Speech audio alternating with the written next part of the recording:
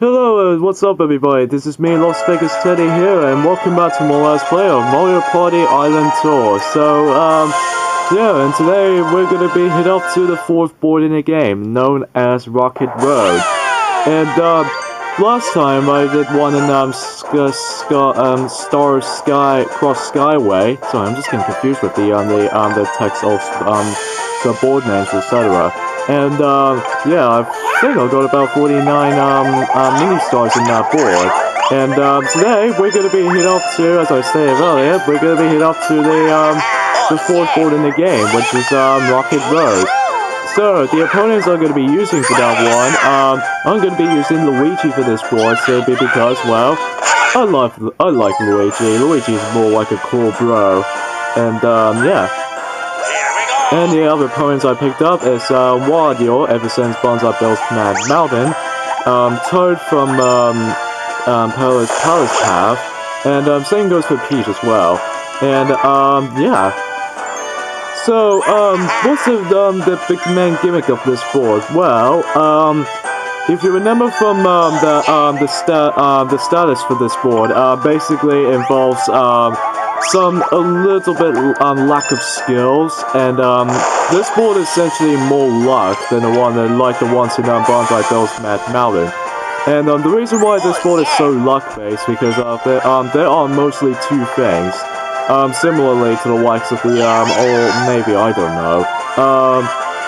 Yeah, it's probably because of two things. One involved a happening space. In fact, there are about 5 happening spaces in this board, and another thing is that the dice block. Basically, this dice block system in this board is more like traditional, just like the ones in Bonsai Bill's Mad Mountain. But unlike that, however, rather than to just put in Bonsai Bill icon, but now it gets replaced as 0 as a studio number. And when you hit 0, you can't actually advance onwards, because if you ever do, then you essentially wasted your movement.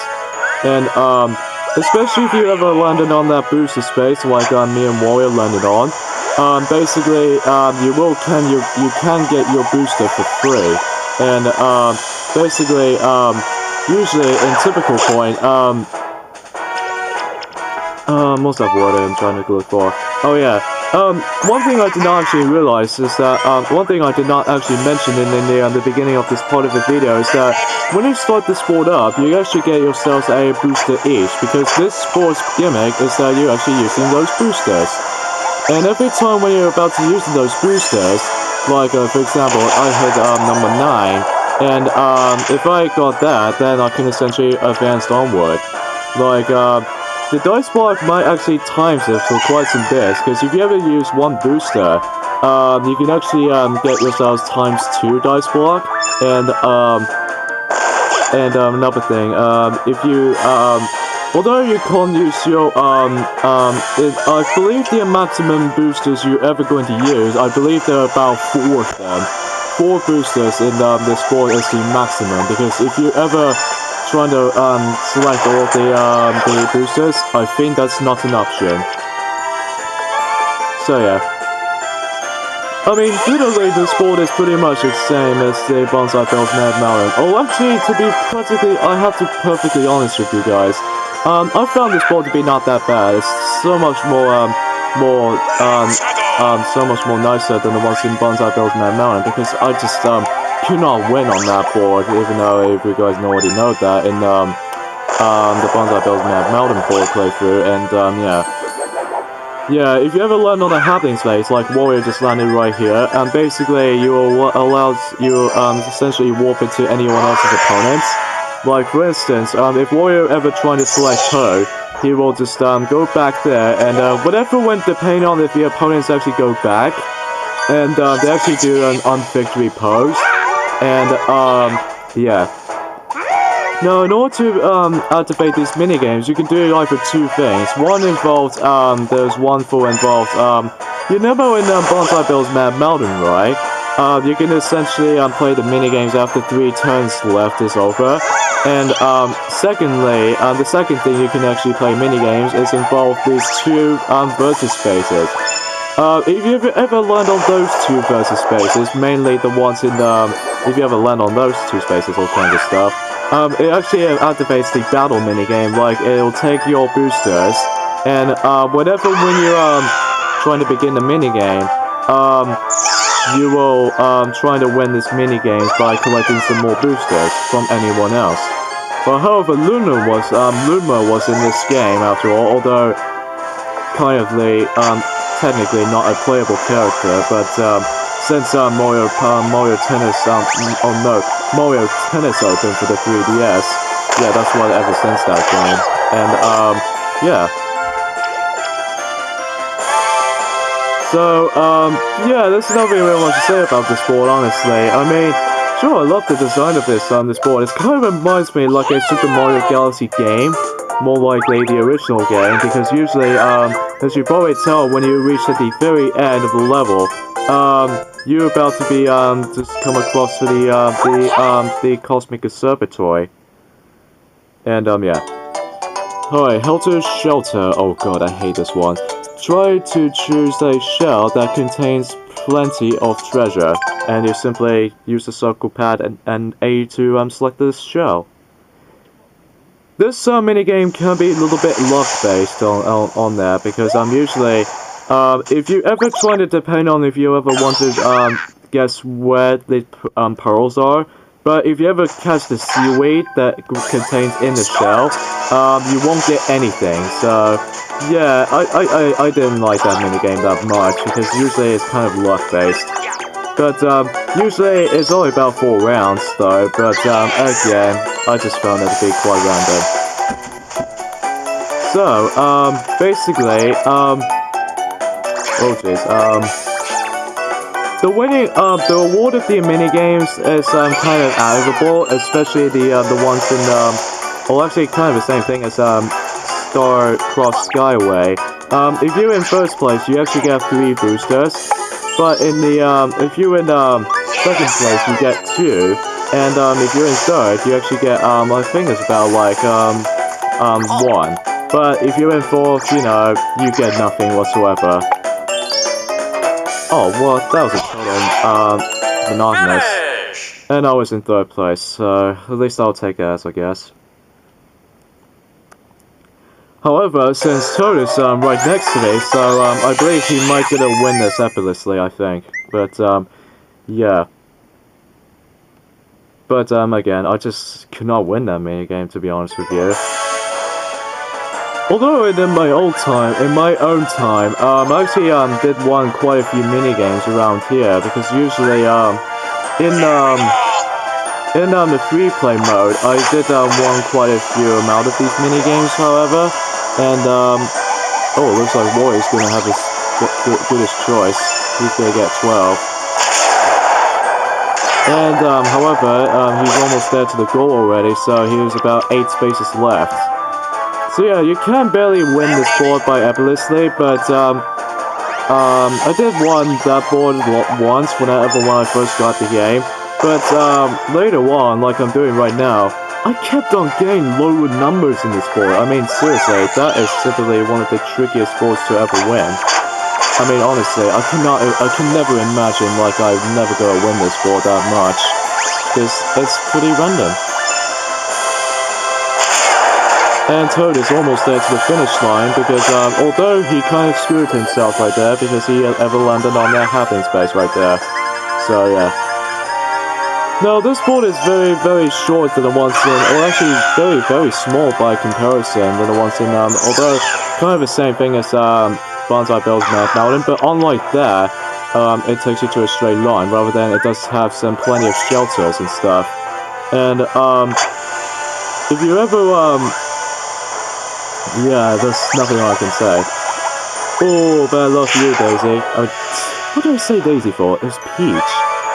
Anyway, yeah, if you ever hit 0, you won't able to make it on in time, but if you ever use the boosters in the board, then if you ever use one of those, well, if you ever get a 0, there's no way you can win this board, so that could be a bad thing for you.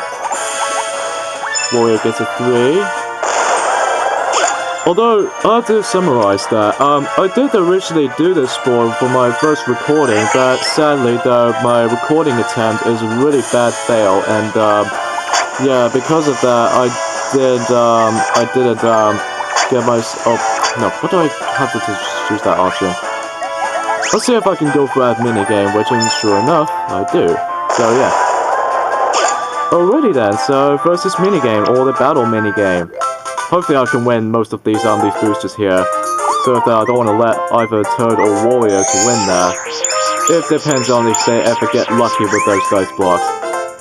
So since it was 4 boosters, so that means 4 players have been introduced, so yeah.